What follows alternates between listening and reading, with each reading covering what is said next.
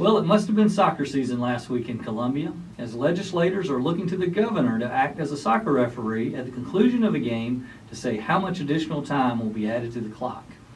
Hello, I'm Dean Fell, President and CEO of the York County Regional Chamber. Welcome back to Taking Care of Business Through Advocacy. This past week was Sine Die in the State House, which is Latin for without any future date designated to resume. It means that last Thursday was the State House's official conclusion of this year's legislative session. However, this Sine Die is unlike any we've seen in the last 20 years. The legislator typically passes a Sine Die resolution stating when they will return and for what purpose. That didn't happen. Instead, they are relying on the governor to call them back, and he will, to complete the budget and resolve hundreds of millions of dollars for local projects. One item the House did resolve was a vote to amend their budget to match the Senate's version as far as pay raises go for state employees. This includes a $2,500 pay raise for state workers who make less than $50,000 and a 5% raise for state employees making over $50,000. House Speaker Merle Smith said he anticipates legislators will finish their work by June 1st and only return after that date in the case of an emergency.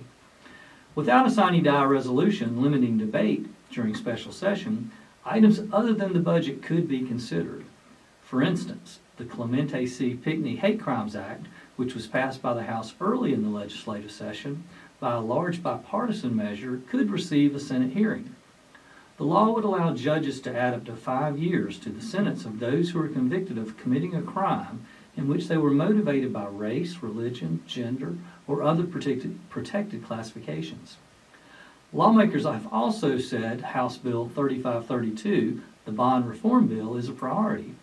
Under the bill, anyone in South Carolina charged with a violent crime would see their bond immediately revoked. The measure unanimously passed the state Senate, but has yet to pass the House.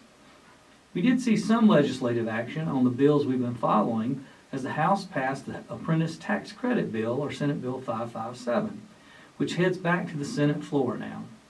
The House also passed the Economic Development Act and Statewide Education and Workforce Development Act, or House Bill 3209 and House Bill 3726. The Economic Development Act will extend economic aid to districts that had received aid during the pandemic. And again, the Statewide Education and Workforce Development Act attempts to address the labor shortage in South Carolina by streamlining workforce development efforts. Both bills are headed to the governor's desk for him to sign. Since the legislator is returning this week, we will too, as we track the final actions in Columbia this legislative session, and we will be back with at least one more state-level update before we transition our series to local advocacy action for the remainder of the year.